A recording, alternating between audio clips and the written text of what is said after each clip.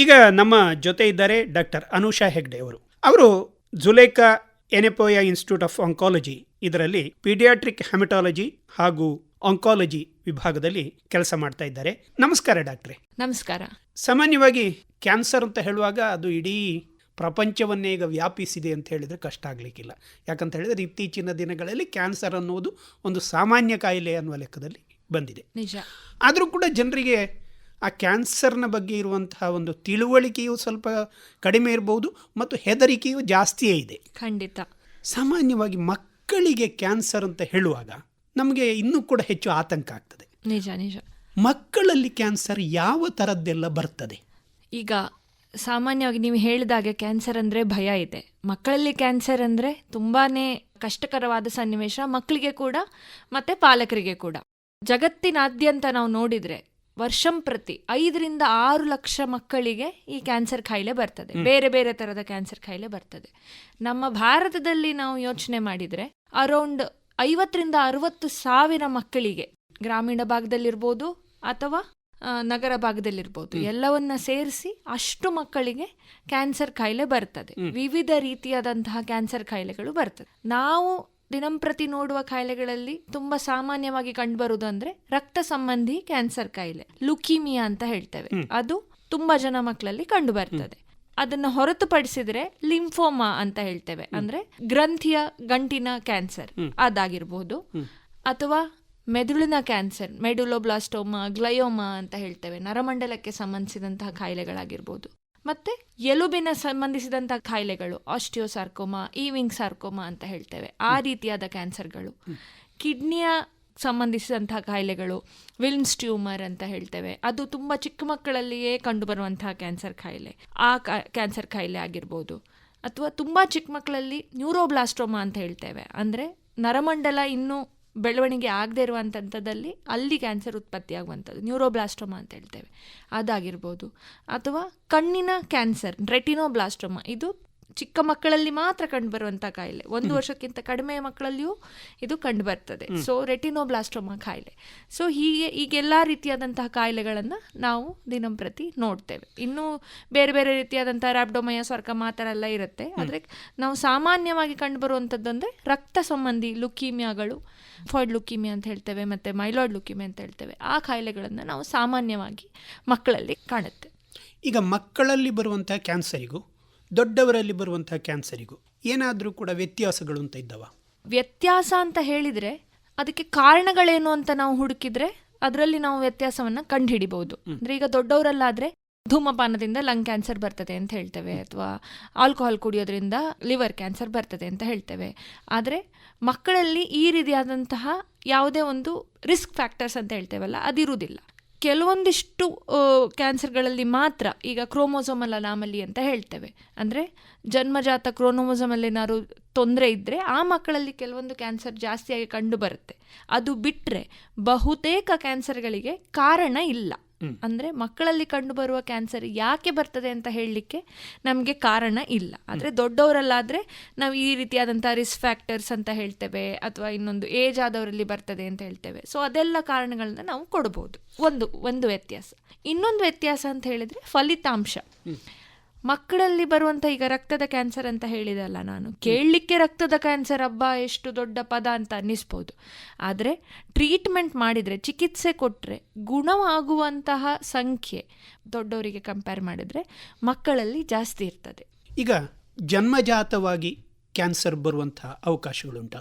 Hereditary ತುಂಬ ಕಮ್ಮಿ. ಮಕ್ಕಳಲ್ಲಿ ಸಾಧ್ಯತೆಗಳಿದೆ, ಆದರೆ ನಾವು ಎಷ್ಟು ಕ್ಯಾನ್ಸರ್ ಮಕ್ಕಳನ್ನ ನೋಡ್ತೇವೋ ಅದರಲ್ಲಿ ಜನ್ಮಜಾತವಾಗಿ ಬರುವಂತಹ ಕ್ಯಾನ್ಸರ್ಗಳು ತುಂಬ ಕಮ್ಮಿ. ಈಗ ಕ್ಯಾನ್ಸರನ್ನು ನಾವು ಯೋಚನೆ ಮಾಡುವಾಗ ಮಕ್ಕಳಲ್ಲಿ ಅಂತ ಹೇಳುವಾಗ ಎಷ್ಟು ವರ್ಷದವರೆಗೆ ನಾವು ಮಕ್ಕಳ ಕ್ಯಾನ್ಸರ್ ಅಂತ ಹೇಳಿ ನಾವು ಅದನ್ನು ತಗೊಳ್ತೇವೆ? ಸರಿ, ಅದರಲ್ಲಿ ಅಂದರೆ ಹುಟ್ಟಿದ ಮಗುವಿಗೆ ಸಹ ಬರ್ಬೋದು, ನ್ಯೂಬಾರ್ನ್ಸಲ್ಲಿ ಕೂಡ ಕಂಡು ಬರ್ತದೆ, ಆದರೆ ಅಷ್ಟು ಸಂಖ್ಯೆಗಳು ತುಂಬ ಕಡಿಮೆ. ನಮ್ಮ ಆಸ್ಪತ್ರೆಯಲ್ಲಿ ನಾವು 18 ವರ್ಷದ ತನಕ ಇದ್ರೂ ಅದನ್ನು ಮಕ್ಕಳ ವಿಭಾಗದಲ್ಲಿ ಚಿಕಿತ್ಸೆಯನ್ನು ಕೊಡ್ತೇವೆ. ಆದರೆ ಯಾವ ವಯಸ್ಸಿನವನ್ನು ನಾವು ಮಗು ಅಂತ ಕನ್ಸಿಡರ್ ಮಾಡ್ತೇವೆ ಅಂತ ಉಂಟಲ್ಲ, ಅದರಲ್ಲಿ ಟ್ರೀಟ್ಮೆಂಟಿಗೆ ತುಂಬ ವ್ಯತ್ಯಾಸ ಆಗುವುದಿಲ್ಲ. ಹಾಗೆ ಈಗ ಮಕ್ಕಳಲ್ಲಿ ಕ್ಯಾನ್ಸರ್ ಬರ್ತದೆ ಅಂತ ಹೇಳುವಾಗ ಅದು ಡಿಟೆಕ್ಟ್ ಮಾಡುವಂತಹ ಒಂದು ವಿಧಾನ ಏನಾದರೂ ಉಂಟಾ? ಅದರಲ್ಲಿ ಮೊದಲಿಗೆ ನಾವು ಅರ್ಥ ಮಾಡ್ಕೊಳ್ಬೇಕಾಗಿರೋದು ಅಂದರೆ ಪಾಲಕರು ಪೋಷಕರು ಯಾವ ಸಮಯದಲ್ಲಿ ಜಾಗೃತಿಯನ್ನು ವಹಿಸಿ ವೈದ್ಯರ ಹತ್ರ ಕರ್ಕೊಂಡು ಹೋಗಬೇಕು ಅಂತ. ಈಗ ಸಾಮಾನ್ಯ ಲಕ್ಷಣಗಳೇನು, ಮಕ್ಕಳಲ್ಲಿ ಕ್ಯಾನ್ಸರ್ ಕಂಡುಬರುವಂಥ ಸಾಮಾನ್ಯ ಲಕ್ಷಣ ಏನು? ಒಂದು, ಪದೇ ಪದೇ ಪದೇ ಜ್ವರ ಬರುವುದು, ಮತ್ತು ಎಲ್ಲರೂ ಗಂಟಿನ ಊತ ಕಾಣಿಸ್ಕೊಳ್ಳೋದು, ಕತ್ತಿನಲ್ಲಾಗಲಿ ಅಥವಾ ಕಂಕಳಲ್ಲಾಗಲಿ ಅಲ್ಲೆಲ್ಲಾದರೂ ಗಂಟಿನ ಊತ ಕಾಣಿಸ್ಕೊಳ್ಳೋದು, ಮತ್ತು ತುಂಬ ಕಾಲು ನೋವು. ಈಗ ಬೆಳೆಯುವ ಮಕ್ಕಳಲ್ಲಿ ಸ್ವಲ್ಪ ಸಂಜೆ ಆದ ತಕ್ಷಣ ಕಾಲು ನೋವು ಅಂತ ಹೇಳ್ತಾರೆ, ಆ ನೋವಲ್ಲ ನಾನು ಹೇಳೋದು. ನಡೆಯುವ ಮಗು ನಡಿಲಿಕ್ಕೆ ಆಗದೆ ಇರುವಷ್ಟು ಕಾಲು ನೋವು ಪಡ್ತಾ ಇದೆ ಅಥವಾ ಬೆನ್ನು ನೋವು ಬರ್ತಾ ಇದೆ, ಆ ಥರದ್ದೆಲ್ಲ ಸಮಸ್ಯೆಗಳು. ಅಥವಾ ಎಲ್ಲಾದರೂ ಕಾಲಿನ ಅಥವಾ ಕೈಯಿನ ಯಾವುದೋ ಒಂದು ದೇಹದ ಮೂಳೆಯ ಭಾಗದಲ್ಲಿ ಊತ ಕಂಡು ಬರ್ತಾ ಇದೆ ಅಥವಾ ಅದೆಲ್ಲ ಇದ್ದರೆ ಅದು ಕ್ಯಾನ್ಸರಿನ ಲಕ್ಷಣಗಳು ಆಗಿರಬಹುದು. ಆವಾಗ ಅವರು ಅದನ್ನು ಡಾಕ್ಟರ್ ಹತ್ರ ತೋರಿಸ್ಬೇಕಾಗತ್ತೆ. ಮತ್ತು ಚಿಕ್ಕ ಮಕ್ಕಳಲ್ಲಿ ನಾನು ಹೇಳಿದಾಗೆ ರೆಟಿನೋಬ್ಲಾಸ್ಟೋಮಾ ಅಂತ ಇದೆಯಲ್ಲ, ಆವಾಗ ಕಣ್ಣಿನಲ್ಲಿ ನಮಗೆ ಕಪ್ಪು ಪೊರೆ ಕಾಣ್ತದಲ್ಲ, ನಾವು ನೋಡಿದಾಗ 2 ಕಣ್ಣು ಕಪ್ಪು ಕಾಣ್ತದೆ. ಆದರೆ ರೆಟಿನೋಬ್ಲಾಸ್ಟೋಮಾ ಮಕ್ಕಳಲ್ಲಿ ಬಿಳಿ ಪೊರೆ ಕಾಣಿಸ್ಬೋದು, ಅದು ಚಿಕ್ಕ ಮಗುವಿನಲ್ಲಿ ಸಹ ಕಾಣಿಸ್ಬೋದು. ಸೊ ಹಾಗೆಲ್ಲ ಇದ್ದಾಗ ಅವರು ತ್ವರಿತವಾಗಿ ತೋರಿಸ್ಬೇಕಾಗ್ತದೆ. ಕ್ಯಾನ್ಸರ್ನ ಕಂಡು ಹಿಡಿಯುವ ಪರೀಕ್ಷೆಗಳೇನಿದ್ದಾವೆ ಅದರಲ್ಲಿ ಕಾಮನ್ ಆಗಿ ನಾವು ಹೇಳೋದಾದರೆ ಅಸ್ಥಿಮಜ್ಜೆ ಪರೀಕ್ಷೆ, bone marrow aspiration and biopsy ಅಂತ ಹೇಳ್ತೇವೆ, ಅಸ್ಥಿಮಜ್ಜೆಯ ಪರೀಕ್ಷೆ, ಮತ್ತು ರಕ್ತ ಪರೀಕ್ಷೆ, ಮತ್ತು ಗಂಟಿನ ಕ್ಯಾನ್ಸರ್, ಆ ಥರ ಕ್ಯಾನ್ಸರ್ಗಳಲ್ಲಿ ಬಯೋಪ್ಸಿ ಪರೀಕ್ಷೆ, ಆ ಥರದ ಪರೀಕ್ಷೆಗಳನ್ನು ನಾವು ಮಾಡಿದಾಗ ಅದರಲ್ಲಿ ನಮಗೆ ಕ್ಯಾನ್ಸರ್ ಇರ್ತದಾ ಇಲ್ವಾ ಅಂತ ಗೊತ್ತಾಗ್ತದೆ. ಆದರೆ ಬರೀ ಒಂದು ಪೇಷಂಟನ್ನು ನೋಡಿ ಅಥವಾ ಒಂದು ಸಾಮಾನ್ಯ ರಕ್ತ ಪರೀಕ್ಷೆಯಲ್ಲಿ ಎಲ್ಲ ಥರದ ಕ್ಯಾನ್ಸರ್ಗಳನ್ನು ಕಂಡುಹಿಡಿಲಿಕ್ಕೆ ಆಗುವುದಿಲ್ಲ. ಹಾಗಾಗಿ ತಜ್ಞ ವೈದ್ಯರನ್ನು ಭೇಟಿ ಮಾಡಿ ಅದರಲ್ಲಿ ಯಾವ ಕ್ಯಾನ್ಸರಿನ ಬಗ್ಗೆ ಡೌಟ್ ಇದೆ, ನಮಗೆ ಸಂಶಯ ಇದೆ, ಅದಕ್ಕೆ ತಕ್ಕನಾದಂತಹ ಒಂದು ಪರೀಕ್ಷೆಗಳನ್ನು ಮಾಡೋದು ಉತ್ತಮ. ಈಗ ನೀವು ಹೇಳಿದ್ರಿ ಮೊದಲಿಗೆ ಲ್ಯುಕೇಮಿಯಾ ಅಥವಾ ರಕ್ತದ ಕ್ಯಾನ್ಸರ್ ಅನ್ನೋದು ಮಕ್ಕಳಲ್ಲಿ ಸ್ವಲ್ಪ ಮಟ್ಟಿಗೆ ಹೆಚ್ಚು ಕಂಡು ಬರುವಂತಹ ಕ್ಯಾನ್ಸರ್. ಹೌದು. ಅದರ ಏನು ಲಕ್ಷಣಗಳು ಇರ್ತವೆ? ಅದೇ ನಾನು ಹೇಳಿದಾಗೆ ಪದೇ ಪದೇ ಜ್ವರ ಬರುವುದು, ಮತ್ತು ಈ ಥರ ಪೇನ್, ಬೋನಿ ಪೇನ್ಸ್ ಅಂತ ಹೇಳ್ತೇವೆ, ಅಂದರೆ ಕೈಕಾಲಲ್ಲಿ ಜಾಸ್ತಿ ಪೇನ್ ಆಗೋದು. ತುಂಬ ಮಕ್ಕಳನ್ನ ನಾವು ನೋಡ್ತೇವೆ, ನಡೀತಾ ಇರ್ತದೆ 3 ವರ್ಷದ ಮಗು, ಸಡನ್ನಾಗಿ ನಡೆಯೋದನ್ನು ಸ್ಟಾಪ್ ಮಾಡ್ತದೆ, ಕೈಕಾಲು ಆಡಿಸ್ತದೆ, ಆದರೆ ನಡಿಲಿಕ್ಕೆ ಆಗೋದಿಲ್ಲ, ಯಾಕಂದರೆ ನೋವಿರ್ತದೆ ಅದಕ್ಕೆ. ಮತ್ತು ರಕ್ತ ಕಮ್ಮಿ ಆಗೋದು, ರಕ್ತ ಕಮ್ಮಿ ಆದಾಗ ತುಟಿ ಬೀಳಿಸ್ಕೊಳ್ತದೆ, ಮತ್ತು ಹಸಿವು ಕಮ್ಮಿ ಆಗ್ತದೆ, ತುಂಬ ಸುಸ್ತಾಗ್ತದೆ, ಅದೆಲ್ಲ ರಕ್ತ ಕಮ್ಮಿ ಆಗಿರುವ ಲಕ್ಷಣಗಳು. ಮತ್ತು ಮೈ ಮೇಲೆಲ್ಲ ನೀಲಿ ಮತ್ತು ಹಸಿರು ಮಚ್ಚೆಗಳು ಬರ್ತದೆ, ಪ್ಲೇಟ್ಲೆಟ್ ಕಮ್ಮಿ ಆಗಿರುವ ಲಕ್ಷಣಗಳು, ಮತ್ತು ಪದೇ ಪದೇ ಇನ್ಫೆಕ್ಷನ್ ಬರ್ತದೆ. ಇದೆಲ್ಲ ಲಕ್ಷಣಗಳು ಬ್ಲಡ್ ಕ್ಯಾನ್ಸರಿನ ಲಕ್ಷಣಗಳು ಆಗಿರ್ಬೋದು. ಮತ್ತು ಮೂಗಿನಲ್ಲಿ ರಕ್ತ ಬರ್ತದೆ, ತುಟಿ ವಸಡಿನಲ್ಲಿ ರಕ್ತ ಬರ್ತದೆ, ಅದೆಲ್ಲ ಪ್ಲೇಟ್ಲೆಟ್ ಕಮ್ಮಿಯಾಗಿ ಆ ರೀತಿಯಾದಂತಹ ಲಕ್ಷಣಗಳು ಬರ್ಬೋದು. ಅದೆಲ್ಲ ರಕ್ತ ಕ್ಯಾನ್ಸರಿನ ಸಂಬಂಧಿಸಿದಂತಹ ಲಕ್ಷಣಗಳು ಆಗಿರ್ಬೋದು. ಸಾಮಾನ್ಯ ದೊಡ್ಡವರ ಕ್ಯಾನ್ಸರ್ನಲ್ಲಿ ಸ್ಟೇಜ್ 1, 2, 3, 4 ಅಂತ ಹೀಗೆ ಬರುತ್ತೆ. ಹಾಗೆ ಮಕ್ಕಳ ಕ್ಯಾನ್ಸರ್ನಲ್ಲೂ ಕೂಡ ಆ ಥರದ ಹೌದು. ಆದರೆ ಮಕ್ಕಳಲ್ಲಿ ಗಂಟಿನ ಕ್ಯಾನ್ಸರ್ ಇದ್ರೆ ಅದರಲ್ಲಿ ಎಲ್ಲ ವಿಭಾಗಕ್ಕೆ ಹರಡಿದೆ ಅಂತ ನೋಡಲಿಕ್ಕೆ ಆವಾಗ ಸ್ಟೇಜ್ 1, 2, 3, 4 ಅಂತ ಹೇಳ್ತೇವೆ. ಆದರೆ ರಕ್ತ ಕ್ಯಾನ್ಸರಲ್ಲಿ ಸ್ಟೇಜ್ 1, 2, 3, 4 ಅಂತ ಇರೋದಿಲ್ಲ, ಯಾಕಂದರೆ ಇಡೀ ಬಾಡಿಯಲ್ಲಿ ಕೂಡ ಎಲ್ಲ ಕಡೆ ರಕ್ತ ಸಂಚಾರ ಇರ್ತದಲ್ಲ. ಅದರಲ್ಲಿ low risk, medium risk, high risk ಅಂತ ಬೇರೆ ಬೇರೆ ನಮ್ಮ ಟೆಸ್ಟ್ಗಳ ರಿಪೋರ್ಟ್ಗಳ ಆಧಾರದ ಮೇಲೆ ಅದ್ರ ಮೇಲೆ ನಾವು ಟ್ರೀಟ್ಮೆಂಟ್ ಕೊಡ್ತೇವೆ. ಹಾಗೆ ಯಾವುದೇ ಕ್ಯಾನ್ಸರ್ ಬರಲಿಕ್ಕೆ ನೀವು ಹೇಳಿದ್ರಿ ಸಾಮಾನ್ಯವಾಗಿ ಕಾರಣಗಳು ಅಂತ ಏನು ಇರೋದಿಲ್ಲ ಅಂತ, ಆದರೂ ಕೂಡ ಮಕ್ಕಳಲ್ಲಿ ಈಗ ಬೆಳೆಯುವಾಗ ಇಂಥದ್ದೇನಾದರೂ ಕಾಯಿಲೆಗಳು ಅಥವಾ ಔಷಧಿಗಳು ಇಂಥದ್ದೇನಾದರೂ ಬೇರೆ ಕಾಯಿಲೆಗಳಿಗಿದ್ರೆ ಆಗ ಅದು ಕ್ಯಾನ್ಸರ್ ಆಗಿ ಬರುವಂತಹ ಅವಕಾಶಗಳು ಉಂಟು. ನೀವು ಒಳ್ಳೆ ಪ್ರಶ್ನೆ ಕೇಳಿದ್ರಿ. ಯಾಕಂದರೆ ನಾವು ತುಂಬ ಸರ್ತಿ ಈಗ ಪಾಲಕರಿಗೆ ನಾವು ಈ ವಿಷಯವನ್ನು ಹೇಳುವಾಗ, ನೋಡಿ ನಿಮ್ಮ ಮಗುವಿಗೆ ಈಗ ಕ್ಯಾನ್ಸರ್, ರಕ್ತದ ಕ್ಯಾನ್ಸರ್ ಬಂದಿದೆ ಅಥವಾ ಈ ಕ್ಯಾನ್ಸರ್ ಬಂದಿದೆ ಅಂತ ಕೇಳುವಾಗ ಅವರು ನಮಗೆ ಕೇಳುವ ಪ್ರಶ್ನೆ ಇದೆ, ಯಾಕೆ ಬಂತು ಅಂತ. ನಾನು ನಿಮಗೆ ಹೇಳಿದಾಗೆ ಹೇಳ್ತೇನೆ, ನಮಗೆ ಸಹ ಗೊತ್ತಿಲ್ಲ, ವಿಜ್ಞಾನಕ್ಕೆ ಸಹ ಗೊತ್ತಿಲ್ಲ ಈ ಮಗುವಿಗೆ ಈ ಕಾಯಿಲೆ ಯಾಕೆ ಬಂತು ಅಂತ. ಆದರೆ ಅವ್ರು ಏನು ತಿಳ್ಕೊಳ್ತಾರೆ ಅಂದರೆ, ಮಗು ಹೊಟ್ಟೆಲಿದ್ದಾಗ ಅಮ್ಮ ಏನೋ ಬೇರೆ ತಿಂದರು, ಅಥವಾ ಯಾವುದೋ ಒಂದು ಔಷಧಿ ಸರಿಯಾಗಿ ತಗೊಳ್ಳಿಲ್ಲ, ಅಥವಾ ಸಣ್ಣದಿರುವಾಗ ಮಗು ತುಂಬ ಮೊಬೈಲ್ ಜಾಸ್ತಿ ನೋಡಿತ್ತು, ಅಥವಾ ಅದೆಲ್ಲ ಕಾರಣಗಳನ್ನು ಅವರು ಕೊಟ್ಕೊಳ್ತಾ ಹೋಗ್ತಾರೆ. ಆದರೆ ನಾನು ಇಲ್ಲಿ ಹೇಳಲಿಕ್ಕೆ ಏನು ಇಷ್ಟಪಡ್ತೇನೆ ಅಂದರೆ, ಅದು ಯಾವುದು ವೈಜ್ಞಾನಿಕವಾಗಿ ನಿರೂಪಿತವಾದಂತಹ ಕಾರಣಗಳಲ್ಲ. ಅದರಿಂದಾಗಿ ಬೇರೆ ಬೇರೆ ತೊಂದರೆಗಳು ಮಕ್ಕಳಿಗೆ ಆಗಬಹುದು. ಆದರೆ ಒಂದು ವಿಚಾರ. ಇನ್ನೊಂದು ವಿಚಾರ, ಈಗ ತುಂಬ ಕುಪೋಷಣೆಯಿಂದ ಮಾಲ್ನೆರಿಷ್ಡ್ ಪೇಷಂಟ್ಸ್ ಅಂತ ಹೇಳ್ತೇವೆ, ಅವರಲ್ಲಾಗಿರ್ಬೋದು, ಅಥವಾ ವ್ಯಾಕ್ಸಿನ್ ಕೊಟ್ಟಿಲ್ಲ, ಅಥವಾ ಇನ್ನೊಂದೇನೋ ನೈರ್ಮಲ್ಯದ ಕೊರತೆ ಇದೆ ಫ್ಯಾಮಿಲಿಯಲ್ಲಿ, ಆ ಥರದ್ರಿಂದ ಕ್ಯಾನ್ಸರ್ ಬರೋದಿಲ್ಲ. ಆದರೆ ಕ್ಯಾನ್ಸರಿಗೆ ನಾವು ಚಿಕಿತ್ಸೆ ಕೊಡಬೇಕಾದ್ರೆ ಅದರಲ್ಲಿ ನಮಗೆ ತುಂಬ ಚಾಲೆಂಜಸ್ ತುಂಬ ಬರ್ತದೆ. ನೈರ್ಮಲ್ಯದ ಕೊರತೆ ಇದ್ದರೆ ಇನ್ಫೆಕ್ಷನ್ ಚಾನ್ಸ್, ಸೋಂಕಿನ ಚಾನ್ಸ್ ಜಾಸ್ತಿ ಆಗ್ತದೆ. ಮತ್ತು ಕುಪೋಷಣೆ ಇದ್ದರೆ ನಾವು ಕೊಡುವ ಮೆಡಿಸಿನ್ಸಲ್ಲಿ ಬಾಡಿ ಅಷ್ಟು ತಡ್ಕೊಳ್ಳೋದಿಲ್ಲ. ಸೊ ಅದೆಲ್ಲ ತೊಂದರೆಗಳು ನಮಗೆ ಕಾಣಸಿಗಬಹುದು. ಆದರೆ ಅದೆಲ್ಲ ನೇರವಾಗಿ ಕಾರಣಗಳಲ್ಲ ಕ್ಯಾನ್ಸರ್ ಬರೋದಕ್ಕೆ. ಅದಕ್ಕೆ ನಮ್ಮಲ್ಲಿ ಸಾಕಷ್ಟು ವೈಜ್ಞಾನಿಕ ಆಧಾರಗಳು ಇಲ್ಲ. ಈಗ ಒಂದು ಸಲ ಕ್ಯಾನ್ಸರ್ ಉಂಟು ಅಂತ ನಾವು ಪರೀಕ್ಷೆ ಮಾಡ್ತೇವೆ ಅಂತ ಇಟ್ಕೊಳ್ಳಿ. ಈ ಪರೀಕ್ಷೆಗಳು ಏನೆಲ್ಲ ಪರೀಕ್ಷೆಗಳನ್ನು ನೀವು ಮುಖ್ಯವಾಗಿ ಸೀರಿಯಸ್ ಆಗಿ ಮಾಡುವಂಥ ಪರೀಕ್ಷೆಗಳು, ದೊಡ್ಡವರಲ್ಲಿ ಮಾಡುವ ಎಲ್ಲ ಪರೀಕ್ಷೆಗಳನ್ನು ಇವರಲ್ಲೂ ಮಾಡ್ತೀರೋ ಹೇಗೆ? ಹೌದು, ಅಂದರೆ ಪರೀಕ್ಷೆಗಳನ್ನು ನಾವು 2-3 ವಿಧದಲ್ಲಿ ಹೇಳ್ಬೋದು. ಒಂದು, ಯಾವ ರೀತಿಯ ಕ್ಯಾನ್ಸರ್ ಅಂತ ಪತ್ತೆ ಹಚ್ಚಲಿಕ್ಕೆ ಬೇಕಾದಂಥ ಪರೀಕ್ಷೆಗಳು, ಡಯಾಗ್ನೋಸ್ಟಿಕ್ ಟೆಸ್ಟ್ ಅಂತ ಹೇಳ್ತೇವೆ. ಅದರಲ್ಲಿ ನಾನು ಮುಂಚೆ ಹೇಳಿದಾಗೆ ಬೋನ್ ಮ್ಯಾರೋ ಪರೀಕ್ಷೆ, ರಕ್ತ ಪರೀಕ್ಷೆ, ಅದೆಲ್ಲ ಪರೀಕ್ಷೆಗಳಾಗ್ತಾರೆ. ಇನ್ನೊಂದು ರಿಸ್ಕ್ ಸ್ಟ್ರಾಟಿಫಿಕೇಷನ್ ಅಥವಾ ಯಾವ ಹಂತದ ಕ್ಯಾನ್ಸರ್ ಅಂತ ಕರೀಲಿಕ್ಕೆ. ರಿಸ್ಕ್ ಸ್ಟ್ರಾಟಿಫಿಕೇಷನ್ ಅಂತ ಬ್ಲಡ್ ಕ್ಯಾನ್ಸರಿಗೆ ಹೇಳ್ತೇವೆ. ಸ್ಟೇಜಿಂಗ್ ಇವ್ಯಾಲ್ಯೂಯೇಷನ್ ಅಂತ ಬೇರೆ ಗಂಟಿನ ಕ್ಯಾನ್ಸರ್ ಇದ್ದರೆ ಹೇಳ್ತೇವೆ. ಅದರಲ್ಲಿ ನಮಗೆ ಬರೋದು ಈಗ ಜೆನೆಟಿಕ್ ಇವ್ಯಾಲ್ಯೂಯೇಷನ್ ಅಂತ ಹೇಳ್ತೇವೆ, ಆ ರೀತಿಯಾದ ಪರೀಕ್ಷೆಗಳು. ಮತ್ತು ಪೆಟ್ ಸ್ಕ್ಯಾನಿಂಗ್ ಅಂತ ಹೇಳ್ತೇವೆ. ಅಂದರೆ ಬಾಡಿಲಿ ನಮಗೆ ಕಾಣಸಿಗುವ ಗಂಟುಗಳು ಬೇರೆ, ನಮಗೆ ಕಾಣದೇ ಇರುವ ಗಂಟುಗಳು ಬೇರೆ. ಒಂದು ಗಂಟು ಕಾಣ್ತಾ ಇರ್ಬೋದು, ಅಲ್ಲಿಂದ ನಾವು ಬಯಾಪ್ಸಿ ಮಾಡಿರ್ಬೋದು. ಆದರೆ ಕಾಣದೇ ಇರುವ ಗಂಟುಗಳು ಬೇರೆ ಇರ್ಬೋದು, ದೇಹದ ಒಳಗಡೆ ಇರ್ಬೋದು. ಅದನ್ನು ಪತ್ತೆ ಹಚ್ಚಲಿಕ್ಕೆ ನಾವು ಪೆಟ್ ಸ್ಕ್ಯಾನಿಂಗ್ ಅಂತ ಮಾಡ್ತೇವೆ. ಸೊ ಎಲ್ಲ ಕ್ಯಾನ್ಸರ್ನ ಕಾಯಿಲೆಗಳಿಗೂ ಎಲ್ಲ ಟೆಸ್ಟ್ಗಳು ಮಾಡಬೇಕಾದ ಅವಶ್ಯಕತೆ ಇಲ್ಲ. ಆ ಕಾಯಿಲೆಗೆ ಅದನ್ನ ಪತ್ತೆ ಹಚ್ಚಲಿಕ್ಕೆ ಮತ್ತೆ ಅದರ ಸ್ಟೇಜಿಂಗ್ ಅಂತ ಹೇಳ್ತೇವಲ್ಲ, ಅದಕ್ಕೆ ಬೇಕಾಗಿರುವ ಟೆಸ್ಟ್ಗಳನ್ನು ಆಯ್ದುಕೊಂಡು ನಾವು ಆ ಪರೀಕ್ಷೆಗಳನ್ನು ಮಾಡ್ತೇವೆ. ದೊಡ್ಡವರಲ್ಲಿ ಕೆಲವು ಸಲ ನಾವು ಹೇಳುವಂಥ ಕ್ರಮ ಉಂಟು. ಅಡಲ್ಟ್ಸ್ ಅಲ್ಲಿ ಒಂದು ಕ್ಯಾನ್ಸರ್ ಇನ್ನೊಂದು ಕ್ಯಾನ್ಸರ್ ಆಗಿ ಕನ್ವರ್ಟ್ ಅಂತ ಹೇಳಿದ್ರೆ ಒಂದು ಕಡೆಯ ಕ್ಯಾನ್ಸರ್ ಇನ್ನೊಂದು ಕಡೆಗೆ ಹೋಗುವಂಥದ್ದು ಅಂತ ಹೇಳಿ. ಈ ಮಕ್ಕಳಲ್ಲೂ ಕೂಡ ಈ ಥರದ ಅವಕಾಶಗಳು ಉಂಟಾ? ಅಂದರೆ ನೀವು ಕ್ಯಾನ್ಸರ್ ಹರಡಿರುವಂಥ, ಅದು ಮಕ್ಕಳು ದೊಡ್ಡವರು ಅಂತ ಅನ್ನುವ ವ್ಯತ್ಯಾಸ ಇಲ್ಲ. ನಾನು ಹೇಳೋದಾದರೆ ಅದು ಕಾಯಿಲೆ ಹೇಗೆ ಇದೆ ಅನ್ನೋದ್ರ ಮೇಲೆ. ಈಗ ಕೆಲವೊಂದು ಕಾಯಿಲೆಗಳು ಬರೀ ಮಕ್ಕಳಲ್ಲಿ ಕಂಡು ಬರ್ತದೆ ಹಾಗೆಂತ ಇಲ್ಲ, ಅದು ದೊಡ್ಡವರಲ್ಲಿ ಸಹ ಕಂಡು ಬರೋದು. ಅದು ಕಾಯಿಲೆ ಹೇಗೆ ಬಿಹೇವ್ ಮಾಡ್ತದೆ, ಅಂದರೆ ಅದು ಹೇಗೆ ಮನುಷ್ಯನನ್ನ ಅಲ್ಲಿ ಪಸರಿಸ್ತದೆ ಅನ್ನುವ ಅವಲಂಬಿತವಾಗಿದೆ ಹೊರತು ಅದು ಮಕ್ಕಳು ದೊಡ್ಡವರು ಅನ್ನುವಂತಹ ಒಂದು ವ್ಯತ್ಯಾಸ ಇಲ್ಲ. ಮಕ್ಕಳಲ್ಲಿ ಸಹ ಹರಡಿರುವ ಕಾಯಿಲೆಗಳನ್ನು ನೋಡ್ತೇವೆ, ದೊಡ್ಡವರಲ್ಲಿ ಹೇಗೆ ನೋಡ್ತೇವೋ ಇಲ್ಲಿ ಸಹ ಹಾಗೆ ನಮಗೆ ಕಾಣಲಿಕ್ಕೆ ಸಿಗ್ತದೆ. ಒಂದು ಸಲ ಈ ಕಾಯಿಲೆ ಡಿಟೆಕ್ಟ್ ಆದರೆ ಬೇರೆ ಬೇರೆ ಕಾಯಿಲೆಗಳನ್ನು ಹೇಳಿದ್ರಿ, ಲ್ಯೂಕೇಮಿಯಾ ಹೇಳಿದ್ರಿ, ಲಿಂಫೋಮಾ ಹೇಳಿದ್ರಿ. ಇದಕ್ಕೆಲ್ಲ ಚಿಕಿತ್ಸೆಗಳು ಯಾವ ಥರ? ಈಗ ಚಿಕಿತ್ಸೆಯ ಬಗ್ಗೆ ಹೇಳೋದಾದರೆ ಅದರಲ್ಲಿ ಬೇರೆ ಬೇರೆ ಬಗೆಯ ಚಿಕಿತ್ಸೆಗಳು ಇದೆ. ನಮ್ಮದ್ರೆ ಈಗ ಹೇಗೆ ಅಂದರೆ ಕ್ಯಾನ್ಸರ್ ಕಣಗಳನ್ನು ಕೊಲ್ಲಬೇಕು. ನಮಗೆ ದೇಹದಲ್ಲಿರುವ ಕ್ಯಾನ್ಸರ್ ಕಣಗಳನ್ನು ಕೊಲ್ಲಬೇಕು. ಒಂದು ಕಣ ಇದ್ದರೆ ಅದು 10 ಆಗ್ತದೆ, 100 ಆಗ್ತದೆ, 1000 ಆಗ್ತದೆ, ಹಾಗೆ ಮುಂದುವರ್ಕೊಂಡು ಹೋಗ್ತದೆ. ಹಾಗಾಗಿ ದೇಹದಲ್ಲಿ ಎಷ್ಟು ಸಾಧ್ಯವೋ ಅಷ್ಟು ಕ್ಯಾನ್ಸರ್ ಕಣಗಳನ್ನು ನಾವು ಕೊಲ್ಲಬೇಕು. ಅದು ನಮ್ಮ ಚಿಕಿತ್ಸೆಯ ಗುರಿ. ಹೇಗೆ ಕೊಲ್ಲಬೇಕು? ನಾರ್ಮಲ್ ಕಣಗಳೇನಿದೆ, ಸಾಮಾನ್ಯ ಜೀವಕೋಶಗಳೇನಿದೆ, ಅದಕ್ಕೆ ಎಷ್ಟು ಸಾಧ್ಯವೋ ಅಷ್ಟು ಕಮ್ಮಿ ಹಾನಿಯನ್ನುಂಟು ಮಾಡಿ ಕ್ಯಾನ್ಸರ್ ಕಣಗಳನ್ನು ಕೊಲ್ಲಬೇಕು. ಇದು ನಮ್ಮ ಕ್ಯಾನ್ಸರ್ ಚಿಕಿತ್ಸೆಯ ಒಟ್ಟಾರೆ ಗುರಿ. ಅದನ್ನು ಯಾವುದೆಲ್ಲ ರೀತಿಯಲ್ಲಿ ನಾವು ಆ ಗುರಿಯನ್ನು ಸೇರಬಹುದು ಅಂತ ನಾವು ಅದನ್ನು ನೋಡಿಕೊಂಡು ಚಿಕಿತ್ಸೆಯನ್ನು ಕೊಡೋದು. ಈಗ ಚಿಕಿತ್ಸೆಯಲ್ಲಿ ಹೇಳಿದರೆ ಕೀಮೋಥೆರಪಿ ಅಂತ ಏನು ಅಂತ ಹೇಳಿದರೆ, ನಮ್ಮ ರಕ್ತನಾಳಗಳಲ್ಲಿ ಒಂದು ವಿಶೇಷವಾದಂತಹ ಇಂಜೆಕ್ಷನನ್ನು ನಾವೀಗ ಆ್ಯಂಟಿಬಯೋಟಿಕ್ ಹೇಗೆ ಕೊಡ್ತೇವೆ, ಇಂಜೆಕ್ಷನ್ ನಾವು ಸೋಂಕಿನಿಗೆ ಚಿಕಿತ್ಸೆಗೆ ಕೊಡ್ತೇವೆ, ಅದೇ ರೀತಿ ರಕ್ತನಾಳಗಳಲ್ಲಿ ಸೇರಿಸ್ತೇವೆ. ಬಟ್ ಅದು ಎಷ್ಟು ಡೋಸ್ ಹೋಗಬೇಕು, ಯಾವ ಥರ ಹೋಗಬೇಕು, ಯಾವ ಫ್ರೀಕ್ವೆನ್ಸಿ ಅಂದರೆ ಎಷ್ಟು ಸಮಯದಲ್ಲಿ ಹೋಗಬೇಕು, ಅದೆಲ್ಲ ಪೂರ್ವ ನಿರ್ಧಾರಿತವಾಗಿರ್ತದೆ. ಅದೇ ರೀತಿಯಾಗಿ ನಾವು ರಕ್ತನಾಳಗಳಲ್ಲಿ ಔಷಧಿಯನ್ನು ಕೊಡ್ತಾ ಹೋಗ್ತೇವೆ. ಮತ್ತು ಯಾವ ಕಾಯಿಲೆಗೆ ಯಾವ ರೀತಿ ಕೊಡಬೇಕು ಅದೆಲ್ಲ ಆಲ್ರೆಡಿ ಪೂರ್ವ ನಿರ್ಧಾರಿತ ಆಗಿರ್ತದೆ. ಆ ರೀತಿಯಾಗಿ ಔಷಧಿಯನ್ನು ಕೊಡ್ತೇವೆ. ಇದು ಒಂದು ವಿಧವಾದಂತಹ ಟ್ರೀಟ್ಮೆಂಟ್. ಇನ್ನೊಂದು ವಿಧವಾದಂತಹ ಟ್ರೀಟ್ಮೆಂಟ್ ಹೇಳಿದರೆ ಸರ್ಜರಿ. ಕೆಲವೊಂದಿಷ್ಟು ಗಂಟುಗಳನ್ನು ತೆಗೀಬಹುದು. ಸೊ ಅದನ್ನು ಶಸ್ತ್ರಚಿಕಿತ್ಸಕರು ಆ ಗಂಟನ್ನು ತೆಗಿತಾರೆ, ಅಂದರೆ ಎಲ್ಲಿ ಕ್ಯಾನ್ಸರ್ ಇದೆಯೋ ಆ ಗಂಟನ್ನು ತೆಗಿತಾರೆ.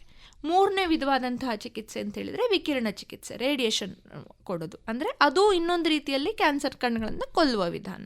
ಸೊ ಈಗ ಎಲ್ಲ ಕ್ಯಾನ್ಸರಿಗೂ ಎಲ್ಲ ರೀತಿಯಾದಂತಹ ಚಿಕಿತ್ಸೆಗಳು ಬೇಕಾಗೋದಿಲ್ಲ. ಈಗ ಬ್ಲಡ್ ಕ್ಯಾನ್ಸರಿಗೆ ಸರ್ಜರಿ ಮತ್ತು ರೇಡಿಯೇಷನ್ನ ಅವಶ್ಯಕತೆ ಬರೋದಿಲ್ಲ, ಅದಕ್ಕೆ ಕೀಮೋಥೆರಪಿ ಸಾಕಾಗ್ತದೆ. ಆದರೆ ಗಂಟಿನ ಕ್ಯಾನ್ಸರ್ ಅಥವಾ ಬೋನಿನ ಕ್ಯಾನ್ಸರ್ ಇದ್ದರೆ ಅದಕ್ಕೆ ಫಸ್ಟು ಕೀಮೋಥೆರಪಿ ಕೊಟ್ಟು ಆ ಗಂಟನ್ನು ಸಣ್ಣ ಮಾಡಿ ಮತ್ತೆ ಒಂದು ವಿಕಿರಣ ಚಿಕಿತ್ಸೆ ಕೊಟ್ಟು ಇಲ್ಲ ಶಸ್ತ್ರಚಿಕಿತ್ಸೆಯ ಮೂಲಕ ಉಳಿದಿರೋದನ್ನು ತೆಗಿಬೇಕಾಗ್ತದೆ. ಸೊ ಯಾವ ಕ್ಯಾನ್ಸರ್ನ ಟ್ರೀಟ್ಮೆಂಟ್ ಮಾಡ್ತಾ ಇದ್ದೇವೆ ಅನ್ನೋದ್ರ ಮೇಲೆ ನಮ್ಮ ಚಿಕಿತ್ಸೆ ಅವಲಂಬನೆ ಆಗ್ತದೆ. ಈ 3 ಚಿಕಿತ್ಸಾ ವಿಧಾನಗಳನ್ನು ಬಿಟ್ಟು ಕೂಡ ಮತ್ತೆ ಕೆಲವೊಂದು ವಿಧಾನಗಳಿದ್ದಾವೆ. ಅಸ್ಥಿಮಜ್ಜೆಯ ಕಸಿ ಅಂತ ಹೇಳ್ತೇವೆ, ಬೋನ್ ಮ್ಯಾರೋ ಟ್ರಾನ್ಸ್ಪ್ಲಾಂಟ್ ಅಂತ ಹೇಳ್ತೇವೆ. ಆ ರೀತಿಯಾದಂತಹ ಚಿಕಿತ್ಸಾ ವಿಧಾನಗಳು ಕೂಡ ಇದೆ. ಆದರೆ ಅದು ಕೆಲವೊಂದಿಷ್ಟು ಆಯ್ದ ಕಾಯಿಲೆಗಳಿಗೆ, ಈಗ ಮರುಕಳಿಸಿದ ಲ್ಯುಕೀಮಿಯಾ ಅಂತ ಹೇಳ್ತೇವೆ ಆ ಕಾಯಿಲೆಗಳಿಗೆ, ಅಥವಾ ಹೈ ರಿಸ್ಕ್ ಲ್ಯುಕೀಮಿಯಾ ಅಂತ ಹೇಳ್ತೇವೆ ಆ ಕಾಯಿಲೆಗಳಿಗೆ ಅಸ್ಥಿಮಜ್ಜೆಯ ಕಸಿ ಅಂತ ಹೇಳ್ತೇವೆ.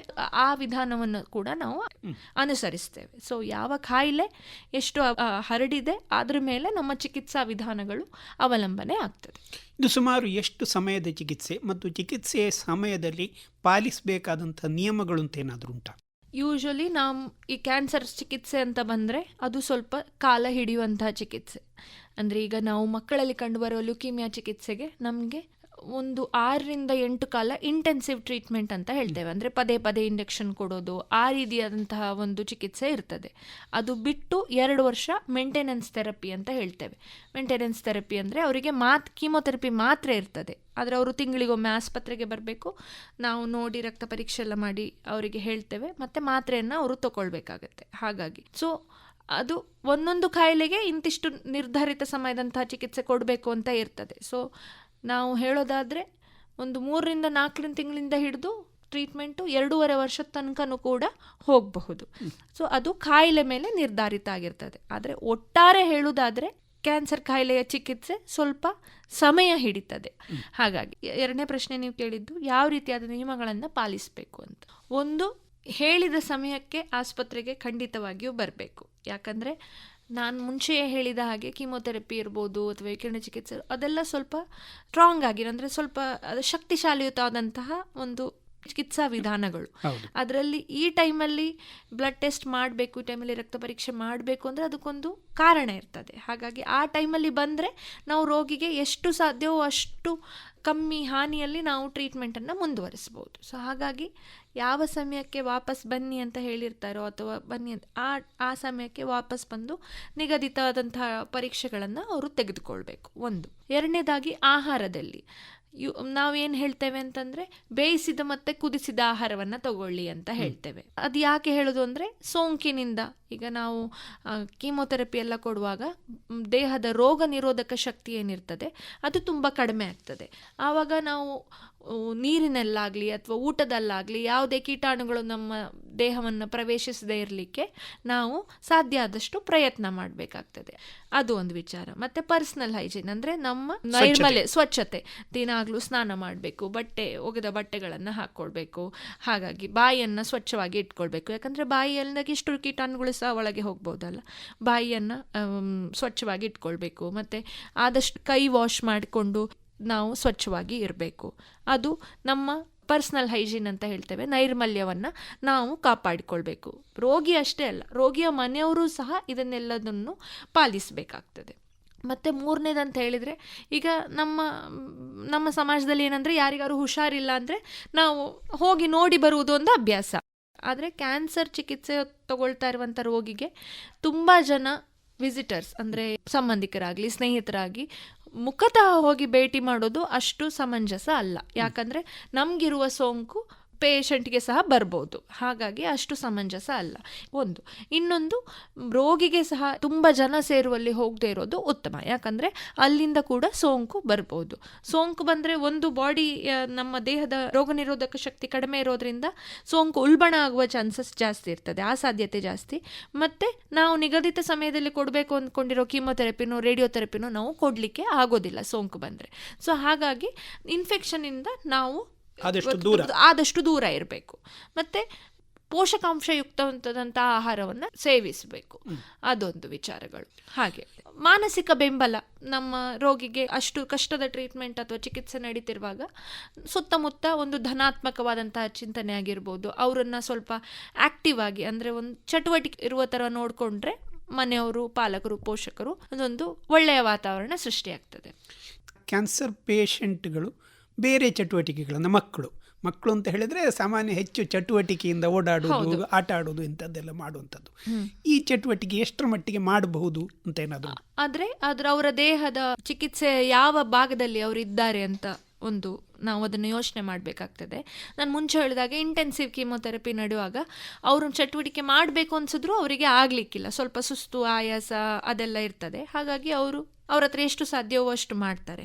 ಆದರೆ ನಾನೀಗ ಹೇಳಿದಾಗೆ ಲುಕೀಮಿಯಾ ಪೇಷಂಟ್ಸ್ 2 ವರ್ಷದ ಟ್ರೀಟ್ಮೆಂಟ್ ಇರ್ತದಲ್ಲ, ಮಾತ್ರೆ ಟ್ರೀಟ್ಮೆಂಟ್, ಆವಾಗ ಅವರಿಗೆ ಎಲ್ಲ ಚಟುವಟಿಕೆಗಳನ್ನು ನಾವು ಮಾಡಲಿಕ್ಕೆ ಕೊಡ್ತೇವೆ. ಅಂದರೆ ಶಾಲೆಗೆ ಹೋಗೋದು, ಎಕ್ಸಾಮ್ ಬರೆಯೋದು, ಅವರ ಏನೆಲ್ಲ ಆಟೋಟಗಳೇನಿದೆಯೋ ಅದನ್ನೆಲ್ಲ ಅವರು ದೇಹ ಎಷ್ಟು ಅವರಿಗೆ ಸಹಕಾರ ನೀಡ್ತದೋ ಅಷ್ಟು ಚಟುವಟಿಕೆಗಳನ್ನು ಮಾಡಲಿಕ್ಕೆ ಹೇಳ್ತೇವೆ.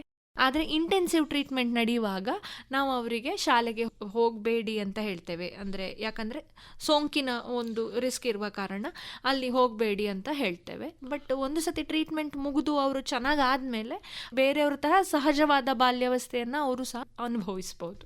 ಸಾಮಾನ್ಯವಾಗಿ ನಾವು ಕೇಳ್ತೇವೆ ಈ ಕೀಮೋಥೆರಪಿ ಮತ್ತು ರೇಡಿಯೇಷನ್ ಥೆರಪಿ ಮಾಡುವಾಗ ಸೈಡ್ ಎಫೆಕ್ಟ್ಸ್ ಉಂಟು ಅಂತೇಳಿ.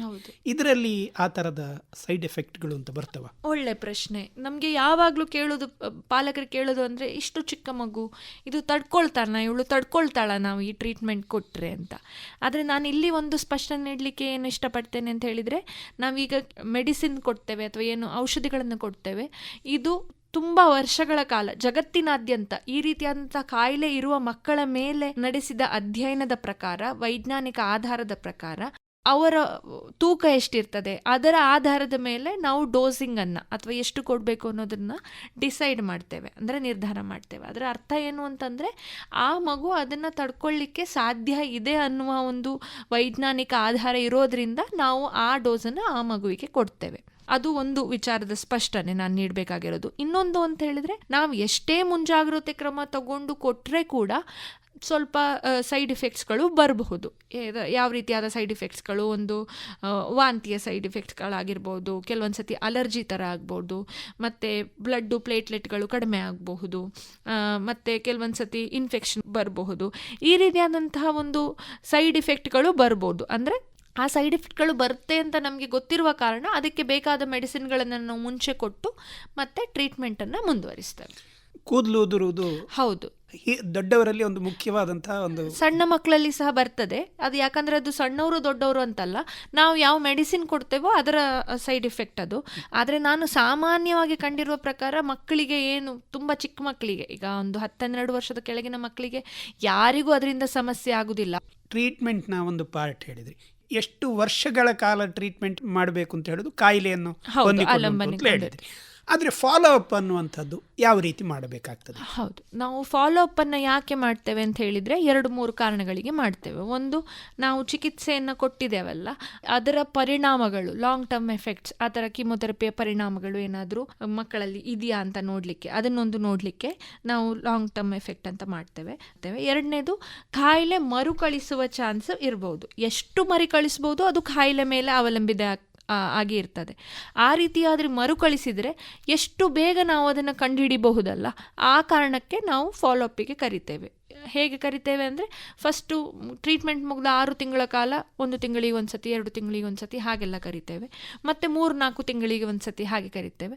ಯೂಶಲಿ ಅಂದರೆ ನಾವು ಸರಿಸುಮಾರು ಒಂದು 3 ವರ್ಷಗಳ ಕಾಲ ನಾವು ಆ ಮಕ್ಕಳನ್ನು ಟ್ರೀಟ್ಮೆಂಟ್ ಮುಗಿದ್ರೂ ಸಹ, ಅವರು ಚೆನ್ನಾಗಿದ್ರೂ ಸಹ ನಮ್ಮನ್ನೊಂದು ಸಲ ಭೇಟಿ ಮಾಡಿ ಹೋಗಿ ಅಂತ ಹೇಳ್ತೇವೆ. ಈ 2 ಕಾರಣಗಳಿಂದಾಗಿ ನಾವು ಅವರನ್ನು ಫಾಲೋಅಪ್ಪಿಗೆ ಕರಿತೇವೆ.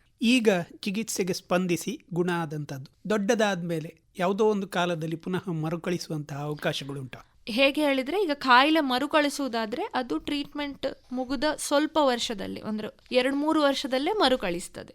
ಮತ್ತೆ ತುಂಬ ದೊಡ್ಡ ಆಗುವಾಗ ಮರುಕಳಿಸುವ ಸಾಧ್ಯತೆಗಳು ಕಡಿಮೆ. ಮತ್ತೆ ನಾನು ಮುಂಚೆಯೇ ಹೇಳಿದಾಗೆ ಮಕ್ಕಳಲ್ಲಿ ಫಲಿತಾಂಶ ಒಳ್ಳೇದಿರ್ತದೆ. ಮಕ್ಕಳು ಅಂತ ಹೇಳಿದ್ರೆ ನೀವು ಹುಟ್ಟಿದ ಮಗುವಿನಿಂದ ಅಂತ ಹೇಳಿದ್ರಿ, ಅದರ ಮೊದಲೇ ಬರುವಂತಹ ಅವಕಾಶಗಳುಂಟಾ? ತುಂಬ ಕಮ್ಮಿ. ಕೆಲವೊಂದು ಬೆರಳೆಣಿಕೆಯಷ್ಟು ಕ್ಯಾನ್ಸರ್ಗಳು ಮಾತ್ರ ಹಾಗೆ ಬರ್ತದೆ. ಹಾಗಾಗಿ ನಾವು ಅದರ ಬಗ್ಗೆ ತುಂಬ ಮಾತಾಡುವುದಿಲ್ಲ, ಯಾಕಂದರೆ ಅದು ತಿಳುವಳಿಕೆಗಿಂತ ಜಾಸ್ತಿ ಭಯ ಆಗುವ ಸನ್ನಿವೇಶಗಳಿರ್ಬೋದು. ಹಾಗಾಗಿ ಸಾಧ್ಯತೆಗಳುಂಟು. ನ್ಯೂರೋಬ್ಲಾಸ್ಟೋಮಾ ಅಂತ ಹೇಳ್ತೇವೆ, ಪೆರಿನಿಟಲ್ ನ್ಯೂರೋಬ್ಲಾಸ್ಟೋಮಾ ಅಂತ ಹೇಳ್ತೇವೆ. ಆ ಕಾಯಿಲೆಗಳೆಲ್ಲ ಹೊಟ್ಟೆಯಲ್ಲಿದ್ದಾಗಲೇ ಕಾಣಿಸ್ಕೊಳ್ಬಹುದು. ಅದರ ಪರ್ಸೆಂಟೇಜು ತುಂಬ ಕಮ್ಮಿ.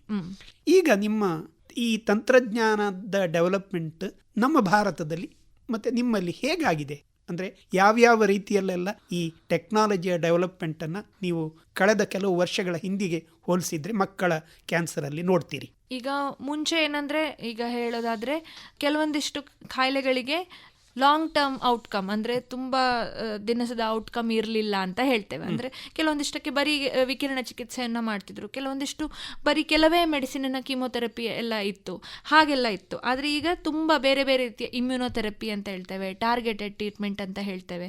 ಅಂದರೆ ಕಮ್ಮಿ ಹಾನಿಯನ್ನುಂಟು ಮಾಡಿ ತುಂಬ ಜಾಸ್ತಿ ಫಲಿತಾಂಶವಂತ ಕೊಡುವಂತಹ ಇಮ್ಯುನೋಥೆರಪಿ ಆಗಿರ್ಬೋದು, ಈ ಥರ ಟಾರ್ಗೆಟೆಡ್ ಟ್ರೀಟ್ಮೆಂಟ್ ಆಗಿರ್ಬೋದು, ಅದೆಲ್ಲ ತುಂಬ ನಮಗೆ ಈಗ ಸಿಗ್ತಾ ಉಂಟು. ಹಾಗಾಗಿ ನಮ್ಮ ಫಲಿತಾಂಶ ಕೂಡ ಒಳ್ಳೆಯದಾಗ್ತಾ ಉಂಟು. ಅದು ಒಂದು ರೀತಿ. ಎರಡನೇ ರೀತಿಯಲ್ಲಿ ಹೇಳೋದಾದರೆ ಡಯಾಗ್ನೋಸ್ಟಿಕ್ ಟೆಸ್ಟ್ಗಳು. ಈಗ ಮುಂಚೆ ನಮಗೆ ಯಾವ ಪೇಷಂಟಿಗೆ ನಾನು ಈ ಟ್ರೀಟ್ಮೆಂಟ್ ಕೊಟ್ಟರೆ ಅವನಿಗೆ ಹೇಗೆ ಫಲಿತಾಂಶ ಬರ್ಬೋದು ಅಂತ ಅಷ್ಟು ಅಂದಾಜು ಇರಲಿಲ್ಲ. ಟ್ರೀಟ್ಮೆಂಟ್ ಕೊಟ್ಟೇ ನೋಡಬೇಕಿತ್ತು. ಈಗ ನಾನು ಮುಂಚೆ ಕ್ಯಾನ್ಸರ್ ಬರುವಾಗಲೇ ಕೆಲವೊಂದಿಷ್ಟು ಟೆಸ್ಟ್ ಅಂತ ಹೇಳ್ತೇವೆ, ಜೆನೆಟಿಕ್ ಇವ್ಯಾಲ್ಯೂಯೇಷನ್ ಮಾಡಿದರೆ ನನಗೆ ಒಂದು ಹೆಚ್ಚು ಕಮ್ಮಿ ಅಂದಾಜು ಬರ್ತದೆ. ಓಕೆ, ಈ ಟ್ರೀಟ್ಮೆಂಟಿಗೆ, ಈ ಪೇಷಂಟಿಗೆ ನನಗಿನ್ನೂ ಹೆಚ್ಚು ಸ್ಟ್ರಾಂಗ್ ಟ್ರೀಟ್ಮೆಂಟನ್ನು ಕೊಡಬೇಕು, ಹೈ ರಿಸ್ಕ್ ಫೀಚರ್ಸ್ ಉಂಟು, ಹಾಗಾಗಿ ಫಲಿತಾಂಶ ಉತ್ತಮ ಬೇಕಾದರೆ ಅದನ್ನು ನಾನು ಕೊಡಬೇಕು ಅನ್ನುವಂಥ ಒಂದು ಅಂದಾಜು ನನಗೆ ಆವಾಗ ಸಿಗ್ತದೆ. ಸೊ ಅದೆಲ್ಲ ಈ ಡಯಾಗ್ನೋಸ್ಟಿಕ್ ಟೆಸ್ಟ್, ನಮ್ಮ ಈ ರೋಗವನ್ನು ಪತ್ತೆ ಹಚ್ಚುವಂತಹ ಮತ್ತು ಅದನ್ನು ಪ್ರೋಗ್ನೋಸ್ಟಿಕೇಟ್ ಮಾಡುವಂತಹ ಒಂದು ಟೆಸ್ಟ್ಗಳು ಏನು ಅವೈಲಬಿಲಿಟಿ ಇದೆ ಈಗ, ಅದರಿಂದಾಗಿ ನಮಗೆ ಟ್ರೀಟ್ಮೆಂಟನ್ನು ಪೇಷಂಟ್ ಟು ಪೇಷಂಟ್ ಬೇಸಿಸ್ ನಾವು ಚೇಂಜ್ ಮಾಡ್ಕೊಳ್ಳಿಕ್ಕೆ ನಮಗೆ ಸಾಕಷ್ಟು ಅವಕಾಶಗಳು ಇದೆ. ಮತ್ತು ಈಗ ಅಸ್ಥಿಮಜ್ಜೆಯ ಕಸಿ ಬಗ್ಗೆ ನಾನು ಆಗಲೇ ಮಾತಾಡಿದೆ, ಅದು ಸಹ ಈಗ ಮಹಾನಗರಗಳಲ್ಲಿ ಮಾತ್ರ ಸಿಗ್ತಾ ಇದ್ದಂತಹ ಒಂದು ಚಿಕಿತ್ಸೆ ನಮ್ಮಲ್ಲಿಯೂ ಸಹ ಲಭ್ಯ ಇದೆ. ಕ್ಯಾನ್ಸರ್ ಚಿಕಿತ್ಸೆಯಲ್ಲಿ ಇಷ್ಟೆಲ್ಲ ಡೆವಲಪ್ಮೆಂಟ್ಗಳಾಗಿದ್ದಾವೆ. ಈಗ ನಿಮ್ಮಲ್ಲಿ ಕೂಡ ಇದಕ್ಕೆ ಬೇಕಾದಂತಹ ಚಿಕಿತ್ಸೆಗಳು ಯಾವ ರೀತಿಯಲ್ಲೆಲ್ಲ ಇದ್ದಾವೆ? ಡಯಾಗ್ನೋಸ್ಟಿಕ್ ಎವ್ಯಾಲ್ಯೂಯೇಷನಿಂದ ಹಿಡಿದು ಅಸ್ಥಿಮಜ್ಜೆಯ ಪರೀಕ್ಷೆಗಳು, ಅದರ ಸಂಬಂಧಿಸಿದಂಥ ಸ್ಪೆಷಲ್ ಪರೀಕ್ಷೆಗಳು, ಅದನ್ನು ಹಿಡಿದು ಮತ್ತು ಬಯೋಪ್ಸಿ, ಅದಕ್ಕೆ ಸಂಬಂಧಿಸಿದಂತಹ ಸ್ಪೆಷಲ್ ಪರೀಕ್ಷೆಗಳು, ಪೆಟ್ ಸ್ಕ್ಯಾನಿಂಗ್ ಅಂದರೆ ಯಾವೆಲ್ಲ ಸ್ಟೇಜಲ್ಲಿದೆ ಅಂತ ನೋಡಬೇಕಾದಂಥ ಪರೀಕ್ಷೆಗಳು, ಅದೆಲ್ಲ ಡಯಾಗ್ನೋಸ್ಟಿಕ್ ಇವ್ಯಾಲ್ಯೂಯೇಷನಿನ ಎಲ್ಲ ಉಪಲಬ್ಧಿ ಇದೆ ನಮ್ಮ ಹತ್ರ. ನಾವಲ್ಲಿ ಆ ಟೆಸ್ಟ್ಗಳನ್ನು ಮಾಡಬಹುದು. ಮತ್ತು ಚಿಕಿತ್ಸೆಗೆ ಬಂದರೆ ಕೀಮೋಥೆರಪಿ, ಶಸ್ತ್ರಚಿಕಿತ್ಸೆ, ರೇಡಿಯೇಷನ್ ಎಲ್ಲ ಕೂಡ ಇಲ್ಲಿ ಲಭ್ಯ ಇದೆ. ಆದರೆ ರೋಗಿಗೆ ಉಪಯೋಗ ಆಗೋ ಇನ್ನೊಂದು ಅಂಶ ಅಂದರೆ ಎಲ್ಲವೂ ಒಂದೇ ಸೂರಿನಡಿ ಲಭ್ಯ ಇದೆ. ಮತ್ತು ನಮ್ಮ ಈಗಿನ ಲೇಟೆಸ್ಟ್ ಡೆವಲಪ್ಮೆಂಟ್ ಅಂತ ಹೇಳ್ತೇವೆ, ಈಗ ಇಮ್ಯುನೋಥೆರಪಿ ಆಗಿರ್ಬೋದು, ಟಾರ್ಗೆಟೆಡ್ ಥೆರಪಿ ಆಗಿರ್ಬೋದು, ಅಥವಾ ಅಸ್ಥಿಮಜ್ಜೆಯ ಕಸಿಯ ಥೆರಪಿ ಆಗಿರ್ಬೋದು, ಅದೆಲ್ಲವೂ ಸಹ ನಮ್ಮ ಆಸ್ಪತ್ರೆಯಲ್ಲಿ ಲಭ್ಯ ಇದೆ. ಒಟ್ಟಾರೆ ಹೇಳೋದಾದರೆ ರೋಗ ನಿರ್ಧಾರದಿಂದ ಹಿಡಿದು ರೋಗಿಯ ಸಂಪೂರ್ಣ ಅವರಿಗೆ ಬೇಕಾದಂಥ ಎಲ್ಲ ಚಿಕಿತ್ಸೆಯು ಕೂಡ ಒಂದೇ ಸೂರಿನಡಿ ಲಭ್ಯ ಇದೆ. ಇದು ತುಂಬ ಕಾಸ್ಟ್ಲಿಯಾ ಮೇಡಮ್? ನೀವು ಬೇರೆ ಜಗತ್ತಿನಾದ್ಯಂತ ಅಥವಾ ಮಹಾನಗರಗಳಿಗೆ ಹೋಲಿಸಿದ್ರೆ ಕ್ಯಾನ್ಸರ್ ಟ್ರೀಟ್ಮೆಂಟ್ ತುಂಬ ಕಾಸ್ಟ್ಲಿ ಇರುತ್ತೆ. ಆದರೆ ಈ ಆಸ್ಪತ್ರೆಯಲ್ಲಿ ಕೈಗೆಟುಕುವ ದರದಲ್ಲಿ ಚಿಕಿತ್ಸೆಗಳು ಲಭ್ಯ ಇದೆ. ಮತ್ತು ಆಯುಷ್ಮಾನ್ ಭಾರತ್, ಯಶಸ್ವಿನಿ ಹಾಗೆ ಮತ್ತು ಉಳಿದೆಲ್ಲ ಸರ್ಕಾರಿ ಸ್ಕೀಮ್ಗಳು ಲಭ್ಯ ಇರೋದ್ರಿಂದ ಬಡವರಿಗೆ ಕೂಡ ಇದೊಂದು ಉತ್ತಮವಾದಂತಹ ಜಾಗ ಚಿಕಿತ್ಸೆಯನ್ನು ಪಡೆದುಕೊಳ್ಳಿಕ್ಕೆ. ಒಟ್ಟಾರೆಯಾಗಿ ಹೇಳೋದಿದ್ರೆ ಮಕ್ಕಳ ಕ್ಯಾನ್ಸರ್ನಲ್ಲಿ ಪಾಲಕರು ಏನು ಗಮನವನ್ನು ಕೊಡಬೇಕು? ಒಂದು, ಮಕ್ಕಳಲ್ಲಿಯೂ ಸಹ ಕ್ಯಾನ್ಸರ್ ಬರಬಹುದು. ಎರಡನೇದು, ಅದಕ್ಕೆ ಪಾಲಕರ ಪಾಲನೆಯ ರೀತಿ ಅಥವಾ ಅವರು ಬೆಳೆದಂತಹ ರೀತಿ ಹೊಣೆ ಆಗಬೇಕಂತಿಲ್ಲ. ಯಾವುದೇ ಕಾರಣ ಇಲ್ಲದೇ ಸಹ ಕ್ಯಾನ್ಸರ್ ಬರಬಹುದು.